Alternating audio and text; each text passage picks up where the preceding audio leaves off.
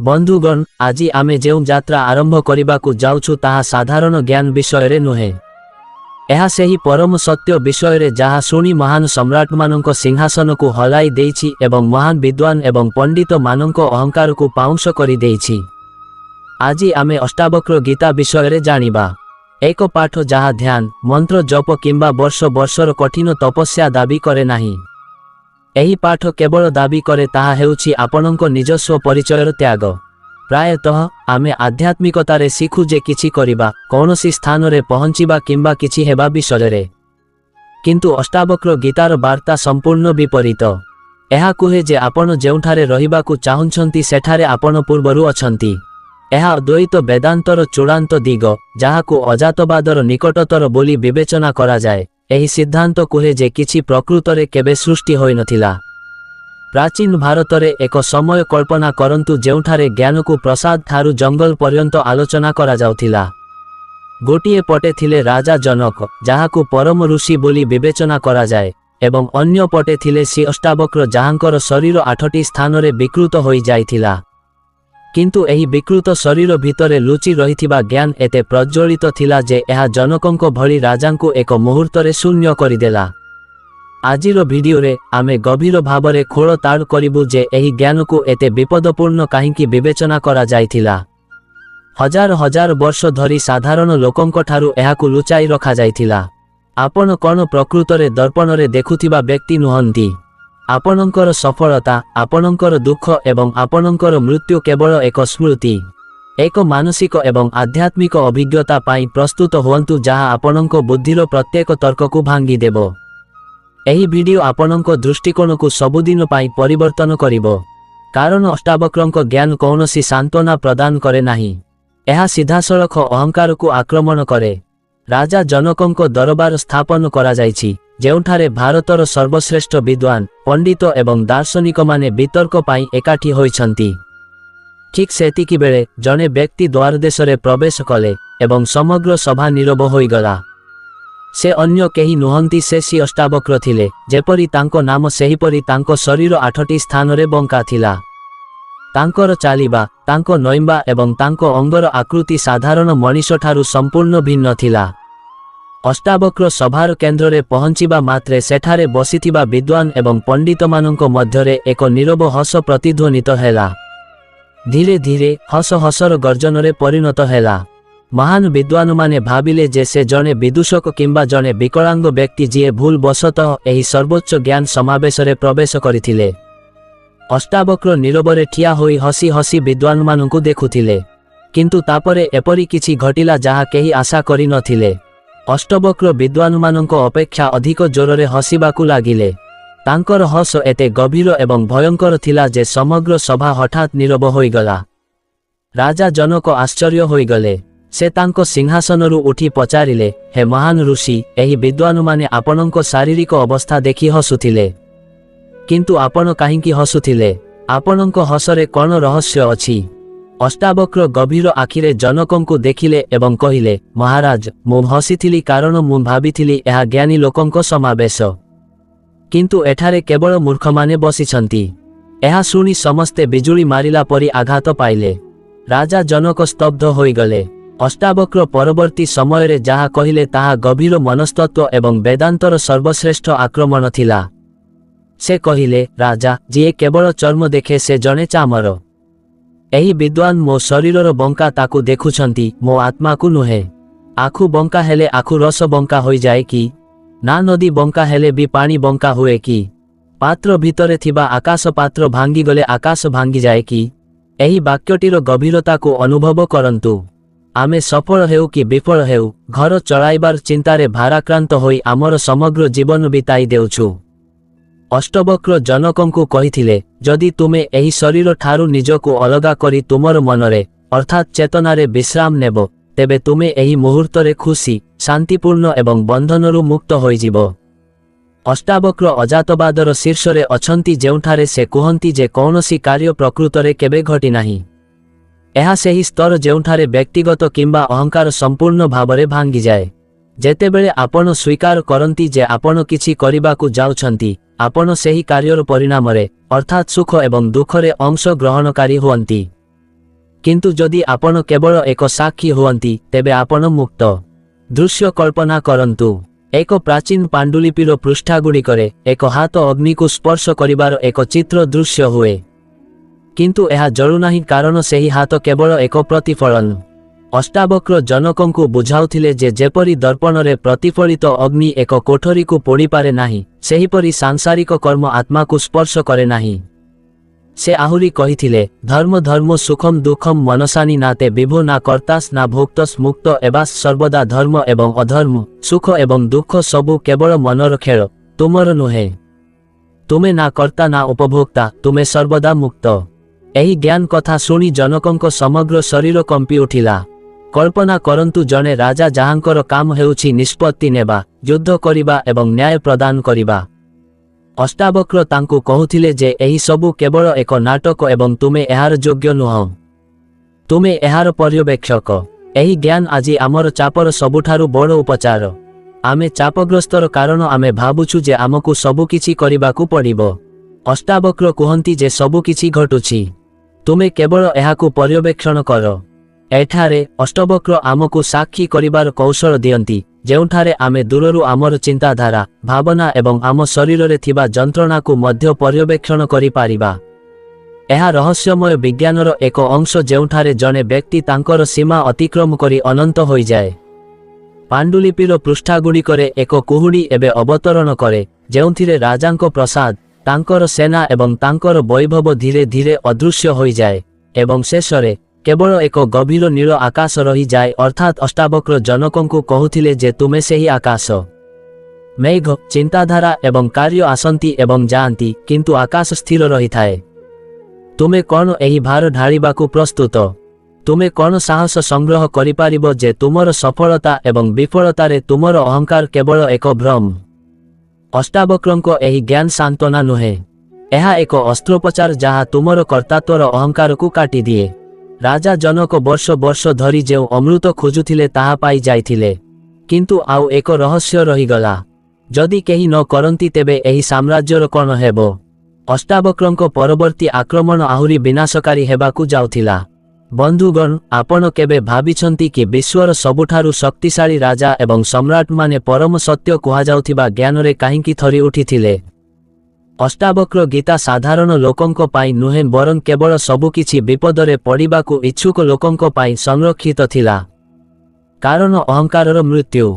जने राजांको समग्र शक्ति, तांकर मानसिक इच्छा एवं तांकर साम्राज्य केवल दुईटी शब्द उपरे निर्भर करे, मुन एवं मोर। मुन राजा एवं एहा मोर साम्राज्य। अष्टावक्रंको गोटिए आघातरे एही दुईटी स्तंभकु उपाड़ी पकाइले। से जनकंकु कहिले जे से जेउ सिंहासन रे बसिछंती ताहा स्वप्न रे देखा जाइथिबा प्रसाद परिकाल्पनिक। एही ज्ञान राजामानंको पाई आत्मघाती थिला। जदि जने योद्धा विश्वास करंती जे हत्या करिबा पाई केही नाहांती एवं मरिबा पाई केही नाहांती, तेबे से किपरि युद्ध लड़िबे? जदि जने सम्राट विश्वास करंती जे एही समस्त संपत्ति केवल एक भ्रम, से किपरि प्रजांको ठारु कर आदाय करिबे? अष्टावक्रंको ज्ञान अजातवादर शीर्ष रे पहुंचीछि, जेउठारे से कहिछंती जे दुखर कारण समस्या नुहे बरं अहंकार जहा निजकु सेही समस्यार केंद्र बोली भाबुछि। राजा माने भय करुथिले जे जदि सेमानंको भितरे कर्ता मरी जाआंती, तेबे सेमानंकर राज्य ध्वंस पाइजिबो। एहा गभीर मनस्तत्वर अंधकार कोण जेउठारे मनीष सेमानंकर परिचय हराइबाकु भय करंती। आमे समस्ते छोट राजा, किछि सेमानंको चाकिरीर राजा, किछि सेमानंको घरर राजा। अष्टावक्र आमठारु मुकुट छड़ाई नियंती जहा आमे अन्यमानंको ठारु श्रेष्ठ भाबिबा पाई पिंधिछु। दृश्य कल्पना करंतु, एक चमत्कार सुवर्ण पांडुलिपि एक पृष्ठारे एक विशाल हाथी एवं एक सेना को चित्रित करे। किंतु जेतेबेले अष्टावक्रंको कथा प्रतिध्वनित हुए, पृष्ठारु धीरे धीरे कलम प्रवाहित हेबा आरंभ करे, केवल एक खाली कागज रही जाए। एही खाली पत्र हेउछि सत्य जाहाकु क्षमतारे थिबा लोकमाने भय करुथिले। अष्टावक्र जनकंकु सतर्क कराई देइथिले जे सत्य सांत्वना दिए नाही, एहा तुमकु उलग्न करि दिए। एहा वर्ष वर्ष धरी कठिन परिश्रम करी तैयारी करिथिबा सुरक्षा ढालकु भांगी दिए। एही कारणरु अष्टावक्र गीताकु विपदपूर्ण बोली विवेचना करा जाइथिला। एहा त्यागर कथा कुहे नाही, एहा अस्तित्वर बुड़ीजिबार कथा कुहे। ରାଜାମାନଙ୍କ ପାଇଁ ଏହି ଜ୍ଞାନ ସେମାନଙ୍କ ସାମ୍ରାଜ୍ୟର ମୂଳଦୁଆରେ ସ୍ଥାପିତ ବିସ୍ଫୋରକ ପରି ଥିଲା। କିନ୍ତୁ ରାଜା ଜନକଙ୍କ ପରି ସାଧକମାନେ ଏହି ଶୂନ୍ୟ ସ୍ଥାନକୁ ଯିବାକୁ ସାହସ କରିଥିଲେ। ଆଜିର ସମୟରେ ଯେତେବେଳେ ଆମେ ଛୋଟ ପରାଜୟ କିମ୍ବା ବିଫଳତା ଦ୍ୱାରା ମଧ୍ୟ ଭାଙ୍ଗି ପଡ଼ିଥାଉ, ତାହା ହେଉଛି ଅଷ୍ଟାବକ୍ରଙ୍କ ଭୟଙ୍କର ଜ୍ଞାନ ଯାହା ଆମକୁ ସର୍ବୋତ୍ତମ ସାନ୍ତ୍ୱନା ପ୍ରଦାନ କରେ। କାରଣ ଯେତେବେଳେ କିଛି ମୋର ନୁହେଁ, ତେବେ କ୍ଷତିକୁ କାହିଁକି ଭୟ? ଯେତେବେଳେ ମୁଁ କିଛି କରିବାକୁ ଯାଉନାହିଁ, ବିଫଳତାର ବୋଝ କାହିଁକି? ବନ୍ଧୁଗଣ, ଅଷ୍ଟାବକ୍ର ଏବଂ ରାଜା ଜନକଙ୍କ ମଧ୍ୟରେ ଏହି ସଂଳାପ କେବଳ ଏକ ପ୍ରାଚୀନ କାହାଣୀ ନୁହେଁ, ବରଂ ତୁମର ଏବଂ ମୋର ଅସ୍ତିତ୍ୱର ଗଭୀରତମ ସତ୍ୟ। ଭିଡିଓର ଶେଷରେ ରାଜା ଜନକ ଯାହା ପାଇଥିଲେ ତାହା ବିଶ୍ୱର କୌଣସି ଧନ କିଣିପାରିବ ନାହିଁ, ସହଜ ସମାଧି। ଜନକ ଅନୁଭବ କରିଥିଲେ ଯେ ସେ ନା ଜଣେ ରାଜା ନା ଏକ ଶରୀର, ବରଂ ଅନନ୍ତ ଆକାଶ ଯେଉଁଥିରେ ଏହି ସମଗ୍ର ବ୍ରହ୍ମାଣ୍ଡ ଏକ ଛୋଟ ମେଘ ପରି ଭାସୁଛି। ଅଷ୍ଟାବକ୍ର ଗୀତାର ଶେଷ ବାର୍ତ୍ତା ବହୁତ ସରଳ, ତୁମେ ଏବେ ମୁକ୍ତ, କେବଳ ଏହାକୁ ସହଜରେ ଗ୍ରହଣ କର। ଏହି ବାର୍ତ୍ତା ସେମାନଙ୍କ ପାଇଁ ଏକ ଆହ୍ୱାନ ଯେଉଁମାନେ ନିଜକୁ ସେମାନଙ୍କର ସମସ୍ୟା, ସେମାନଙ୍କର ପରିଚୟ ଏବଂ ସେମାନଙ୍କର ଅତୀତ ସହିତ ବାନ୍ଧି ରଖନ୍ତି। ଅଷ୍ଟାବକ୍ର ଆମକୁ ଶିକ୍ଷା ଦିଅନ୍ତି ଯେ ଯେପରି ଜଳର ଏକ ତରଙ୍ଗ ସମୁଦ୍ରରୁ ପୃଥକ ନୁହେଁ, ସେହିପରି ତୁମେ ବ୍ରହ୍ମାଣ୍ଡ ଠାରୁ ପୃଥକ ନୁହଁ। ଏହି ସମ୍ପୂର୍ଣ୍ଣ ଯାତ୍ରା ପ୍ରାଚୀନ ପାଣ୍ଡୁଲିପି ଶୈଳୀରେ ଦୃଶ୍ୟ ମାଧ୍ୟମରେ ଆପଣଙ୍କୁ ସେହି ସମୟକୁ ନେଇଯିବାର ଏକ ପ୍ରୟାସ ଥିଲା, ଯେଉଁଠାରେ ସତ୍ୟକୁ ତର୍କ ମାଧ୍ୟମରେ ନୁହେଁ ବରଂ ଅଭିଜ୍ଞତା ମାଧ୍ୟମରେ ବୁଝାଯାଉଥିଲା। ଅଷ୍ଟାବକ୍ରଙ୍କ ଏହି ଜ୍ଞାନ ଆମକୁ ଏକ ନୀରବତା ପ୍ରଦାନ କରେ ଯାହା ଆଧୁନିକ ଜୀବନର ଚାପ ଏବଂ ବ୍ୟସ୍ତତା ମଧ୍ୟରେ କେବେ ଭାଙ୍ଗିଯାଏ ନାହିଁ। ତେଣୁ ପରବର୍ତ୍ତୀ ସମୟରେ ଯେତେବେଳେ ଆପଣଙ୍କୁ ଏକା, ଛୋଟ କିମ୍ବା ଅସଫଳ ଅନୁଭବ କରନ୍ତି, ଋଷି ଅଷ୍ଟାବକ୍ରଙ୍କ ଏହି କଥାଗୁଡ଼ିକୁ ମନେ ରଖନ୍ତୁ। ଆପଣ ସାକ୍ଷୀ, ଆପଣ ଚେତନା, ଆପଣ ସମ୍ପୂର୍ଣ୍ଣ। ଏହି ଶୂନ୍ୟତାକୁ ଗ୍ରହଣ କରିବାର ସାହସ କ'ଣ ଆପଣଙ୍କ ପାଖରେ ଅଛି? ଅଷ୍ଟାବକ୍ର କ'ଣ କହିଥିଲେ ତାହା ଆପଣଙ୍କ ଦୃଷ୍ଟିକୋଣକୁ କ'ଣ ପରିବର୍ତ୍ତନ କରିଛି ତାହା ଆମକୁ କୁହନ୍ତୁ। ଯଦି ଆପଣଙ୍କୁ ଏହି ଗଭୀର ଆଧ୍ୟାତ୍ମିକ ବିଶ୍ଳେଷଣ ପସନ୍ଦ ଆସିଛି, ତେବେ ଦୟାକରି ଏହାକୁ ସତ୍ୟର ସନ୍ଧାନରେ ଥିବା ଲୋକଙ୍କ ସହିତ ସେୟାର କରନ୍ତୁ। ଏହା କୌଣସି ସାଧାରଣ ଅପମାନ ନଥିଲା। ଏହା ଅଷ୍ଟାବକ୍ରଙ୍କ ପ୍ରଥମ ଆକ୍ରମଣ ଥିଲା, ଯାହା ଅହଙ୍କାର ନିଜକୁ ଶରୀର ବୋଲି ବିବେଚନା କରେ। ଆମ ଜୀବନରେ ମଧ୍ୟ ଆମେ ପ୍ରାୟତଃ ଲୋକଙ୍କୁ ସେମାନଙ୍କ ମୁହଁ, ସେମାନଙ୍କ ପୋଷାକ କିମ୍ବା ସେମାନଙ୍କ ଶାରୀରିକ ରୂପ ଦ୍ୱାରା ବିଚାର କରୁ। ଅଷ୍ଟାବକ୍ର ଏଠାରେ ଆମକୁ ବୁଝାନ୍ତି ଯେ ଆମେ ଯାହାକୁ ମୁଁ କହୁଛୁ ତାହା ଏହି ଚର୍ମ ଭଳି ଆବରଣ ତଳେ ଲୁଚି ରହିଛି। ରାଜା ଜନକ ତାଙ୍କର ଭୁଲ ବୁଝିପାରିଥିଲେ। ସେ ବୁଝିପାରିଲେ ଯେ ସେ ତାଙ୍କ ବାହ୍ୟ ଆଖିରେ ଯେଉଁ ଜ୍ଞାନ ଖୋଜୁଛନ୍ତି ତାହା ତାଙ୍କ ସମ୍ମୁଖରେ ଠିଆ ହୋଇଛି। ସେ ଅଷ୍ଟାବକ୍ରଙ୍କ ପାଦରେ ମୁଣ୍ଡ ଲଗେଇ ପ୍ରଣାମ କଲେ। ତାଙ୍କ ଶାସ୍ତ୍ର, ବେଦର ମହତ୍ତ୍ୱ ଆଜି ଅଷ୍ଟାବକ୍ର ଗୀତା ନାମରେ ପରିଚିତ ମହାନ ସଂଳାପର ମୂଳଦୁଆ ସ୍ଥାପିତ ହୋଇଥିଲା। ଆପଣଙ୍କ ଆଖି ଆଗରେ ଏହି ଦୃଶ୍ୟ କଳ୍ପନା କରନ୍ତୁ।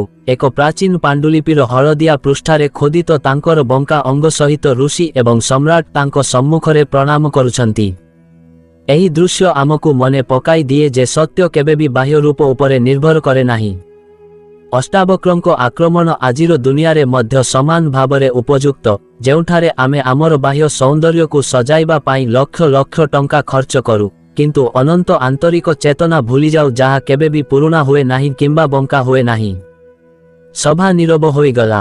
ଅଷ୍ଟାବକ୍ର ପାଖରୁ ଜ୍ଞାନ ପାଇବା ପରେ ରାଜା ଜନକ, ଯିଏ ଏପର୍ଯ୍ୟନ୍ତ ନିଜକୁ ଜଣେ ବିଦ୍ୱାନ ଏବଂ ଜଣେ ମହାନ ଶାସକ ବୋଲି ଭାବୁଥିଲେ, ସେ ସମ୍ପୂର୍ଣ୍ଣ ଭାଙ୍ଗି ପଡ଼ିଲେ। ଋଷି ଅଷ୍ଟାବକ୍ରଙ୍କ ଗୋଟିଏ ଆଘାତ ତାଙ୍କ ଅହଙ୍କାରର ମୂଳଦୁଆକୁ ହଲାଇ ଦେଇଥିଲା। ଜନକ ବୁଝିପାରିଲେ ଯେ ଜ୍ଞାନ ପୁସ୍ତକରେ ନୁହେଁ ବରଂ ଏହି ଅନନ୍ୟ ଋଷିଙ୍କ ଦୃଷ୍ଟିରେ ଅଛି। ସେ ତାଙ୍କର ମୁକୁଟକୁ ଏକ ପାଖରେ ରଖି ଅଷ୍ଟାବକ୍ରଙ୍କ ପାଦତଳେ ବସି ହଜାର ହଜାର ବର୍ଷ ଧରି ପ୍ରତ୍ୟେକ ସାଧକର ହୃଦୟରେ ପ୍ରତିଧ୍ୱନିତ ହେଉଥିବା ପ୍ରଶ୍ନ ପଚାରିଲେ। ଜନକ ପଚାରିଲେ, ହେ ପ୍ରଭୁ, ଜ୍ଞାନ କିପରି ପ୍ରାପ୍ତ ହୁଏ? ମୁକ୍ତି କିପରି ପ୍ରାପ୍ତ ହୁଏ? ଏବଂ କିପରି ନିଷ୍କ୍ରିୟତା ପ୍ରାପ୍ତ ହୁଏ? ମୋତେ ସେହି ପଥ ଦେଖାନ୍ତୁ ଯେଉଁଠାରୁ ପଛକୁ ଫେରିବାର ଆବଶ୍ୟକତା ନାହିଁ। ଏହା କୌଣସି ସାଧାରଣ ପ୍ରଶ୍ନ ନଥିଲା। ଏହା ଜଣେ ସମ୍ରାଟର ଆକାଂକ୍ଷା ଥିଲା ଯିଏ ତାଙ୍କ ରାଜପ୍ରସାଦର ଐଶ୍ୱର୍ଯ୍ୟ ମଧ୍ୟରେ ନିଜ ଭିତରେ ଶୂନ୍ୟ ଅନୁଭବ କରୁଥିଲେ। ଅଷ୍ଟାବକ୍ର ଜନକଙ୍କୁ ଚାହିଁଲେ। ତାଙ୍କ ଆଖିରେ କରୁଣା ଥିଲା, କିନ୍ତୁ ଏକ ବଜ୍ର ସ୍ୱର ଥିଲା। ସେ କୌଣସି ବିନା ଶଙ୍କା, ଦବିଧାରେ ସତ୍ୟ ଉପରେ ସିଧାସଳଖ ଆଘାତ କଲେ। ଋଷି ଅଷ୍ଟାବକ୍ର କହିଲେ, ଯଦି ତୁମେ ପ୍ରକୃତରେ ମୁକ୍ତି ଚାହୁଁଛ, ତେବେ ଇନ୍ଦ୍ରିୟର ବସ୍ତୁଗୁଡ଼ିକୁ, ବାହ୍ୟ ଆକର୍ଷଣ, ଇଚ୍ଛା ଏବଂ ବସ୍ତୁ ପ୍ରତି ଆସକ୍ତି, ବିଷ ପରିତ୍ୟାଗ କର। ଏବଂ ଦୟା, କ୍ଷମା, ସରଳତା, ସନ୍ତୋଷ ଏବଂ ସତ୍ୟକୁ ଅମୃତ ପରି ଗ୍ରହଣ କର। ଏଥିରେ ନିଜର ଜୀବନ ଶୈଳୀକୁ ପରିବର୍ତ୍ତନ କର ଏବଂ ବିଚାର କର। ଅଷ୍ଟାବକ୍ର ମନ୍ଦିର ପରିଦର୍ଶନ କରିବା, ଜପମାଳା ଜପ କରିବା କିମ୍ବା କଷ୍ଟକର ଉପବାସ ପାଳନ କରିବା ଏହି ବିଷୟରେ କହୁନଥିଲେ। ସେ ସିଧାସଳଖ ତ୍ୟାଗ ବିଷୟରେ କହୁଥିଲେ। ଦୁନିଆର ସମସ୍ତ ସୁବିଧା ପାଇବାକୁ ଚାହୁଁଥିବା ରାଜା ପାଇଁ ପ୍ରତ୍ୟେକ ବସ୍ତୁକୁ ବିଷ ବୋଲି କହିବା କେତେ ଭୟଙ୍କର ହେବ। ଏହି ଅଂଶରେ ଆମେ ଆମର ପାଖରେ ଥିବା ଜିନିଷ ସହିତ ପରିଚୟ ହୋଇଥାଏ। ଅଷ୍ଟାବକ୍ର କହୁଥିଲେ ଯେ ଯେପର୍ଯ୍ୟନ୍ତ ତୁମେ ତୁମର ଧନ ଏବଂ ଶକ୍ତି ସହିତ ପରିଚୟ କରୁଛ, ତୁମେ କେବେ ବି ମୁକ୍ତ ହୋଇପାରିବ ନାହିଁ। ଅଷ୍ଟାବକ୍ରଙ୍କ ପରବର୍ତ୍ତୀ ବାକ୍ୟ ଆହୁରି ମର୍ମସ୍ପର୍ଶୀ ଥିଲା। ସେ କହିଲେ, ନା ପୃଥିବୀ ନା ଜଲମ୍ ନା ଗର୍ଣ୍ଣ ବାୟୁଦର୍ଣ୍ଣ ବା ଭାବନା ଏମ ସାକ୍ଷାଣ ମତମାନମ୍ ଛିଦ୍ ରୂପମ୍ ବିଦ୍ୟା ମୁକ୍ତାୟ। ସେ ରାଜା ଜନକଙ୍କୁ କହିଲେ, ତୁମେ ନା ପୃଥିବୀ, ନା ଜଳ, ନା ଅଗ୍ନି, ନା ବାୟୁ, ନା ଆକାଶ। ତୁମେ ଏହି ପାଞ୍ଚଟି ଉପାଦାନର ସାକ୍ଷୀ। ତୁମେ କେବଳ ଏକ ଶୁଦ୍ଧ ଚେତନା। ଯଦି ତୁମେ ମୁକ୍ତ ହେବାକୁ ଚାହୁଁଛ, ତେବେ ନିଜକୁ ଏହି ଉପାଦାନ ଗୁଡ଼ିକ ଠାରୁ ପୃଥକ ଭାବରେ ଅନୁଭବ କରିବା ଆରମ୍ଭ କର। ଏହା ଅଷ୍ଟବକ୍ରଙ୍କ ପ୍ରଥମ ଆକ୍ରମଣ ଥିଲା। ସେ ରାଜା ଜନକଙ୍କ ଭ୍ରମକୁ ଭାଙ୍ଗି ଦେଇଥିଲେ ଯେ ସେ ଏକ ଶରୀର। କଳ୍ପନା କରନ୍ତୁ ଜଣେ ରାଜାଙ୍କୁ ପ୍ରତିଦିନ ଦର୍ପଣରେ ତାଙ୍କର ମହିମାମୟ ରୂପ ଦେଖିବାକୁ ଅଭ୍ୟସ୍ତ, ଯିଏ ନିଜକୁ ବ୍ରହ୍ମାଣ୍ଡର ଅନନ୍ତ ଚେତନା ଭାବରେ ଦେଖିବାକୁ ଆରମ୍ଭ କରନ୍ତି। ଏହି ଦୃଶ୍ୟକୁ ଆପଣଙ୍କ ମନରେ କଳ୍ପନା କରନ୍ତୁ। ଏକ ପ୍ରଜ୍ୱଳିତ ଅଗ୍ନିକୁ ଧୀରେ ଧୀରେ ରାଜାଙ୍କ ପ୍ରସାଦକୁ ଗ୍ରାସ କରୁଥିବାର କଳ୍ପନା କରୁଥିଲେ ଏବଂ ମଝିରେ ଜଣେ ଋଷି ଚୁପ୍ ବସିଛନ୍ତି। ଏହି ଅଗ୍ନି ହେଉଛି ଜ୍ଞାନର ଅଗ୍ନି। ଅଷ୍ଟାବକ୍ର ଜନକଙ୍କୁ ବୁଝାଉଥିଲେ ଯେ ତ୍ୟାଗର ଅର୍ଥ ଜଙ୍ଗଲକୁ ପଳାଇବା ନୁହେଁ, ବରଂ ଏହାର ଅର୍ଥ ହେଉଛି ଏହି ଅନୁଭବକୁ ଗ୍ରହଣ କରିବା ଯେ ଜଣେ ବ୍ୟକ୍ତି ଏହା ଜଗତର ଅଂଶ ନୁହେଁ, ବରଂ ଜଣେ ପର୍ଯ୍ୟବେକ୍ଷକ। ଅଷ୍ଟାବକ୍ରଙ୍କ ଜ୍ଞାନ ଗୋଟିଏ ଆଘାତରେ ସବୁ କିଛି ହଟାଇ ଦେଇଥିଲା। ସେ କାହାକୁ ସାନ୍ତ୍ୱନା ଦିଅନ୍ତି ନାହିଁ, ସେ ସତ୍ୟକୁ ପ୍ରକାଶ କରନ୍ତି। ସେ ଜନକଙ୍କୁ କହିଥିଲେ ଯେ ମୁକ୍ତି ଅନ୍ୟ କୌଣସି ସ୍ଥାନରୁ ଆସିବ ନାହିଁ, ଏହା ପୂର୍ବରୁ ଆପଣଙ୍କ ଭିତରେ ଅଛି। ଆପଣଙ୍କୁ କେବଳ ସତ୍ୟ ଭାବରେ ଗ୍ରହଣ କରିଥିବା ମିଥ୍ୟାକୁ ଛାଡ଼ିବାକୁ ପଡ଼ିବ। ରାଜା ଜନକଙ୍କ ପାଇଁ ଏହି ଅଭିଜ୍ଞତା ଏପରି ଥିଲା ଯେପରି କେହି ଜଣେ ଗଭୀର ନିଦ୍ରାରେ ଶୋଇଥିବା ବ୍ୟକ୍ତି ଉପରେ ଥଣ୍ଡା ପାଣି ଢାଳି ଦେଉଛି। ସେ ଥଣ୍ଡାରେ ଥରି ଉଠୁଥିଲେ, କିନ୍ତୁ ତାଙ୍କ ଆଖିରେ ଏକ ନୂତନ ଝଲକ ଆସୁଥିଲା। ସେ ବୁଝିପାରୁଥିଲେ ଯେ ଏହି ଜ୍ଞାନ କାହିଁକି ଏତେ ଗୁପ୍ତ ଏବଂ ଭୟଙ୍କର, କାରଣ ଏହା ଆପଣଙ୍କୁ ମୁଁ ଏବଂ ମୋର ବୋଲି କହିଥିବା ସମସ୍ତ ଜିନିଷ ତ୍ୟାଗ କରିବାକୁ କୁହେ। ବନ୍ଧୁଗଣ, ଏବେ ଆମେ ଅଷ୍ଟାବକ୍ର ଗୀତାରେ ସେହି ସ୍ଥାନରେ ପହଞ୍ଚିଛୁ ଯେଉଁଠାରେ ଆପଣଙ୍କର ସମଗ୍ର ବିଶ୍ୱ ଦୋହଲିଯିବ। ଏପର୍ଯ୍ୟନ୍ତ ଆପଣ ଶୁଣିଥିବେ ଯେ ଭଲ କାମ କର, ମନ୍ଦ କାମଠୁ ନିଜକୁ ଦୂରେଇ ରଖ, କଠିନ ପରିଶ୍ରମ କର। କିନ୍ତୁ ଅଷ୍ଟବକ୍ର ଋଷି ରାଜା ଜନକଙ୍କୁ ଏପରି କିଛି କହୁଥିଲେ ଯାହା ପ୍ରତ୍ୟେକ ତର୍କ ବିରୁଦ୍ଧରେ ଥିଲା। ସେ କହିଥିଲେ ଯେ ତୁମେ କର୍ତ୍ତା ନୁହଁ, ତୁମେ କୌଣସି ଜିନିଷର କର୍ତ୍ତା ନୁହଁ, ତୁମେ କିଛି କରୁନାହଁ, କେବଳ ମିଛ ଅଭିନୟ। କେତେବେଳେ କାନ୍ଦୁଛ ତ ଆଉ କେତେବେଳେ ହସୁଛ। ନାଟକର ଅଭିନୟ ସରିଲେ ତୁମେ ନିଜ ଘରକୁ ଯିବ। ନାଟକ କେବେ ସତ୍ୟ ହୋଇପାରିବ ନାହିଁ। ବନ୍ଧୁଗଣ, ଭିଡ଼ିଓଟି ଭଲ ଲାଗିଲେ ଭିଡ଼ିଓକୁ ଗୋଟିଏ ଲାଇକ୍, ସେୟାର ଏବଂ ଏହିପରି ଆଧ୍ୟାତ୍ମିକ ଭିଡ଼ିଓ ଦେଖିବା ପାଇଁ ଆମର ସତ୍ୟ ଗାଇଡର ୟୁଟ୍ୟୁବ୍ ଚ୍ୟାନେଲକୁ ସବସ୍କ୍ରାଇବ୍ କରନ୍ତୁ।